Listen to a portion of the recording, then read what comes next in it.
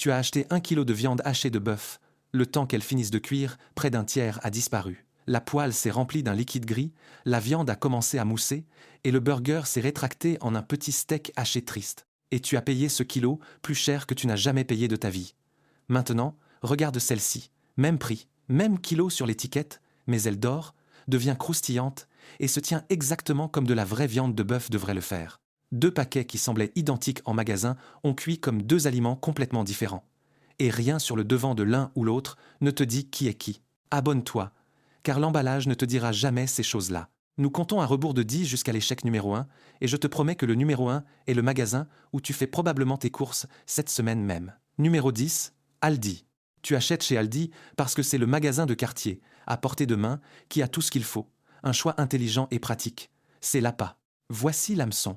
Dans certains points de vente plus grands ou dans certaines gammes, tu parcours le rayon en pensant bénéficier d'une sélection rigoureuse. Le problème est que tu ne sais jamais sur quel paquet tu es tombé. Certaines barquettes sont traitées plus rapidement par des fournisseurs régionaux, tandis que d'autres sont exactement les mêmes barquettes standards sous atmosphère protectrice, scellées dans une usine à des centaines de kilomètres de là. Voici ce que cela signifie au dîner. Une semaine, ta viande dort à merveille.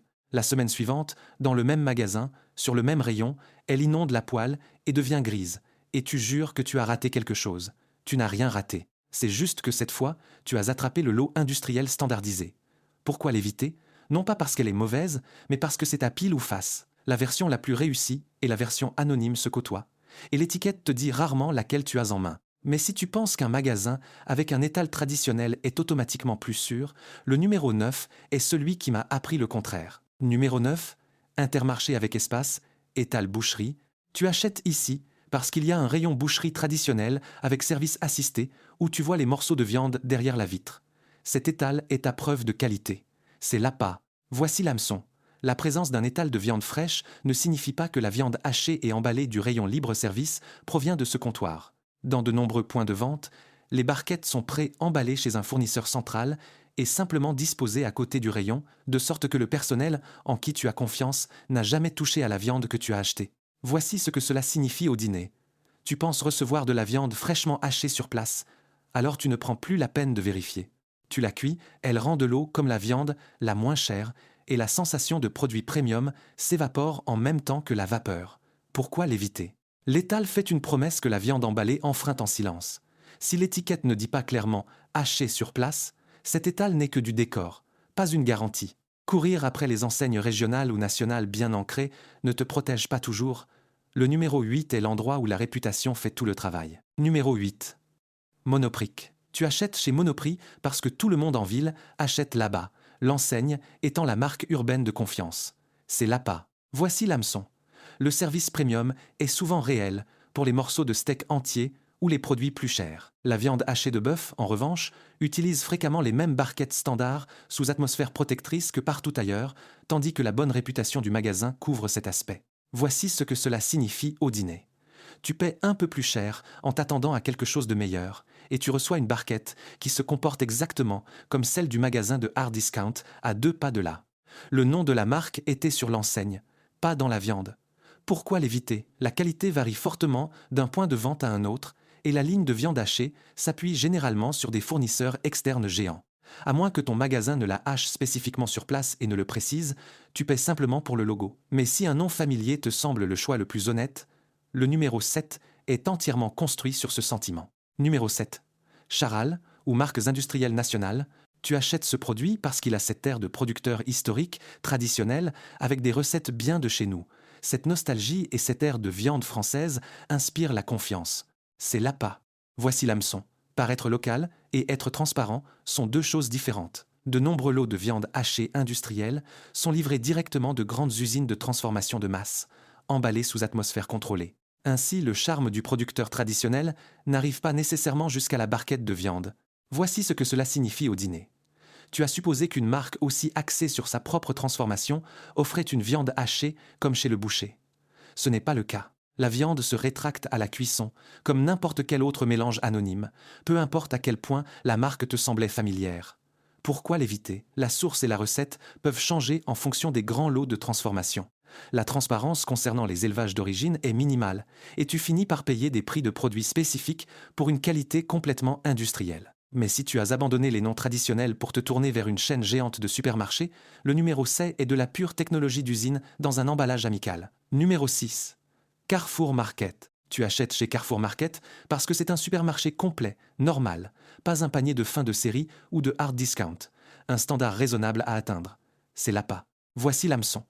La viande hachée de bœuf du rayon est presque entièrement emballée sous atmosphère protectrice, transformée et scellée dans une unité centrale de production, livrée et mise en rayon par des employés qui n'ont jamais touché à un hachoir de leur vie. Le langage utilisé pour le pays d'origine a tendance à être général, origine UE ou non UE, et tu n'as aucun boucher dans le magasin à qui poser des questions. Voici ce que cela signifie au dîner. La viande a l'air d'un rouge vif et parfait dans l'emballage, puis laisse une mare d'eau à la seconde où elle touche la chaleur, parce que cette couleur impeccable fait un travail que la fraîcheur réelle ne peut pas soutenir. Pourquoi l'éviter? Ce n'est pas une viande avariée, c'est une viande anonyme. L'étiquette ne te dit presque rien sur le nombre d'animaux à l'intérieur, d'où ils viennent exactement ou quand elle a été hachée. En revanche, si ta stratégie est de chasser le prix le plus bas au kilo, le numéro 5 est l'endroit où le compromis devient extrêmement tranchant. Numéro 5. Netto, Leader Price. Tu achètes ici parce que le prix au kilo a du sens lorsqu'il faut nourrir une famille entière. Un parent économe et responsable. C'est l'appât. Voici l'hameçon. Pour atteindre ce prix extrêmement bas, la viande de bœuf repose entièrement sur une transformation centralisée à échelle géante et sur l'étiquette la plus mince possible. Origine vague, un pourcentage de matière grasse qui pourrait ne pas se comporter comme promis et traçabilité zéro. Voici ce que cela signifie au dîner. Tu mesures, tu mets dans la poêle et tu regardes une quantité choquante de liquide s'écouler de la viande. C'est de l'eau que tu as payée au prix du bœuf et qui quitte maintenant la poêle sous forme de vapeur. Pourquoi l'éviter? Prix de brocante, transparence de brocante. L'économie est réelle, mais le mystère l'est tout autant, et la poêle tente à vendre la mèche sur la quantité exacte d'eau qui est venue d'office dans cette barquette. Maintenant, arrête-toi une seconde, car avant les 3 prochains magasins, tu dois comprendre comment nous en sommes arrivés là. C'est la partie qui donnera soudainement tout son sens au classement. Comment la viande hachée de bœuf a en fait changé. La viande hachée de bœuf était une chose simple. Si tu retournes quelques décennies en arrière, presque chaque épicerie ou boucherie avait un boucher qualifié. Les carcasses ou les quartiers de bœuf entraient par la porte arrière, le boucher parait les pièces pour les steaks ou les rôtis sur place, et les petits morceaux restants étaient hachés le jour même, dans le même magasin. La viande de ton panier provenait de marchandises manipulées à quelques mètres de toi. Tu pouvais pratiquement voir comment cela se passait. Puis les chaînes de magasins sont devenues gigantesques et tout a été déplacé. Les unités centrales de transformation ont pris le contrôle parce qu'elles étaient plus rapides, moins chères et plus régulières. Une seule usine pouvait approvisionner des centaines de magasins. Les coûts ont baissé. La viande avait la même apparence à chaque fois. Du point de vue commercial, c'était brillant. Mais quelque chose s'est perdu en silence. Aujourd'hui, un seul paquet peut contenir des restes de viande provenant de plusieurs animaux différents. Parfois des dizaines, parfois même plus d'une centaine, mélangés dans une usine située à des centaines de kilomètres de ton magasin. L'étiquette indique toujours uniquement « viande hachée de bœuf ». Elle ne te dit pas combien d'animaux sont à l'intérieur. Elle ne te dit pas où ils ont été élevés, quand ils ont été hachés, ou si un boucher du magasin a mis la main dessus. Avant, la viande hachée venait d'une vache. Aujourd'hui, elle vient souvent d'une chaîne d'approvisionnement industrielle. Et il ne s'agit pas de sécurité alimentaire, la viande est sûre, contrôlée par les services vétérinaires et sanitaires. Il s'agit de visibilité. La commodité est devenue meilleure. La traçabilité est devenue pire. La majorité des acheteurs pensent acheter de la viande. Ce qu'ils achètent en réalité, c'est un processus technologique. Une fois que tu as compris cela, les magasins en tête de cette liste ne gagnent pas grâce au marketing. Ils gagnent parce qu'ils te permettent de voir une plus grande partie de l'histoire, ce qui nous ramène directement au fond du classement et aux magasins qui cachent presque tout. Numéro 4. Auchan gamme, de base, pousse. Tu achètes chez Auchan parce que c'est proche, c'est bon marché et tu trouves toujours des options budgétaires dans l'hypermarché. Commodité totale. C'est l'appât, voici l'hameçon. Au plus bas niveau de prix, la viande est l'exemple parfait de l'emballage industriel en masse. Usine centrale, atmosphère modifiée, zéro détail réel d'approvisionnement au-delà des mentions légales obligatoires. L'étiquette est on ne peut plus muette. Voici ce que cela signifie au dîner. Tu n'as rien à lire, rien à vérifier et rien à suivre. Tu cuis une inconnue complète. Pourquoi l'éviter?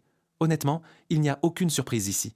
Personne ne s'attend à une boucherie artisanale pour la gamme de premier prix. Elle arrive ici parce qu'elle ne te dit absolument rien. Et le véritable coup dur est que les 3 magasins suivants sont ceux en qui tu as vraiment confiance, et ils s'en sortent à peine mieux. Car si tu penses que seuls les produits ultra économiques cachent des secrets, le numéro 3 est le magasin vers lequel des millions de familles se sont tournées intentionnellement. Numéro 3, Lidl. Tu achètes chez Lidl parce que c'est bon marché et que tout le monde dit que leurs produits de la gamme de viande sont secrètement excellents.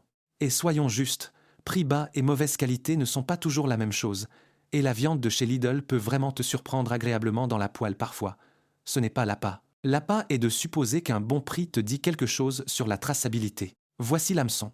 La viande de chez Lidl est entièrement emballée chez des fournisseurs centraux et possède des étiquettes standardisées. Donc, la seule chose que tu ne peux pas faire, c'est la tracer en détail. Voici ce que cela signifie au dîner. La viande pourrait s'avérer tout à fait correcte à la cuisson, mais tu n'as aucune idée de combien d'animaux provient le mélange, ni quel est l'historique exact du lot, au-delà de l'abattoir. Tu as eu de la chance ou pas, et tu ne sauras jamais quel a été le cas. Pourquoi l'éviter? Option limitée de pourcentage de matière grasse en dehors des standards, fournisseur par rotation et aucun boucher en magasin à qui poser des questions. Un magasin où des millions de Français font leurs courses chaque semaine vend une viande à travers laquelle on ne peut tout simplement pas voir. Mais voici où cela devrait commencer à te déranger. Car les 2 suivants ne sont pas du tout des magasins de discount. Ce sont les noms inscrits sur la moitié des cabas de course du pays. Numéro 2, E. Leclerc. Tu achètes ta viande hachée chez E. Leclerc parce que tu y étais de toute façon pour toutes les autres courses et tu présumes que le rayon boucherie a reçu la même attention que le reste du magasin géant. C'est l'appât. Voici l'hameçon. La section de viande du rayon libre-service est construite autour du volume et de la rapidité. La viande est presque toujours prête, emballée par les grands transformateurs industriels, avec des informations minimales de provenance au-delà des normes standards. Voici ce que cela signifie au dîner. Tu as fait confiance à un magasin en qui tu as confiance pour cent autres choses et tu t'es retrouvé avec la même barquette anonyme que la moitié de cette liste, mais prise dans une vitrine plus joliment éclairée.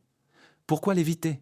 Grande rotation, mais faible traçabilité au niveau de l'animal individuel. Quand un géant traite la viande hachée comme une simple marchandise de volume, de nombreuses familles achètent une viande mystérieuse sans s'en rendre compte. Mais s'il y a un magasin que tu considérais comme sûr simplement parce que tout le monde y fait ses courses, le numéro 1 est ce magazine-là. Numéro 1. Carrefour, hypermarché. Tu achètes de la viande hachée chez Carrefour Hypermarché parce que tout le monde le fait, le prix est compétitif et tu penses qu'un si grand nom ne rognerait pas sur les coûts. C'est l'appât, le plus grand du pays. Voici l'hameçon. Carrefour vend des quantités massives de viande et la majorité écrasante de l'offre du rayon libre-service provient des grands transformateurs nationaux. Sourcing générique. Pas de hachage en magasin pour la majeure partie de la ligne de base pré-emballée et la viande utilisée pour le mélange peut provenir de lots massifs combinés. Une grande partie de la viande de transformation, utilisée dans ces traitements industriels, provient de mélanges massifs de textures et de graisses, sans que le devant de l'emballage ne détaille jamais cela. Voici ce que cela signifie au dîner. Plus de familles cuisinent cette viande que presque n'importe quelle autre de la liste, et c'est l'une des viandes les plus anonymes de tout le test. Tu fais confiance au nom du magasin pour compenser tout ce que l'étiquette ne te dit pas. Pourquoi l'éviter? Parce que le nom garantit un prix et un grand parking. Il ne garantit pas la transparence. Et c'est là l'idée principale. C'est la preuve la plus claire que réputation et traçabilité ne sont pas la même chose, raison pour laquelle il se trouve à cette place concernant l'étiquetage caché. Comment se protéger? Dès ce soir, va vérifier ton réfrigérateur. Toute barquette qui ne mentionne pas où ni comment la viande a été hachée, tout produit étiqueté simplement de manière générique, viande hachée, sans nommer le morceau d'origine, tout ce qui provient des magasins du bas de cette liste, ce sont tes suspects. Favorise l'expression haché sur place, au détriment de celle de frais. Cherche un morceau nommé, comme le paleron, le tente de tranche ou le faux filet. Soulève le paquet et vérifie le buvard, absorbant en dessous, il ne doit pas être gorgé de liquide. Et quoi que tu cuisines, utilise la technique de la saisie à sec, afin que la viande dore au lieu de se noyer dans l'eau. Rien de tout cela ne demande de la peur. Cela demande juste de lire l'étiquette et de changer la façon dont tu utilises une poêle. Conclusion. Des barquettes sous atmosphère protectrice aux étals traditionnels qui n'ont jamais touché ta viande, jusqu'aux noms célèbres de magasins qui masquent une histoire qu'ils ne veulent pas raconter, nous avons exposé exactement ce qui se cache dans l'un des produits les plus banals de ton panier. Un aliment dans lequel 2 paquets du même rayon peuvent cuire comme 2 produits complètement différents et l'étiquette chuchote à peine qui est qui. Cela bat n'importe quel classement. Un classement vieillit. Savoir comment lire le rayon boucherie ne vieillit jamais. Fais le test de la réduction dans la poêle cette semaine. Dis-moi quel magasin t'a choqué, et si tu penses que Métro ou la boucherie locale méritaient le numéro 1. Et la prochaine fois que la poêle se remplira d'eau, tu sauras exactement pourquoi.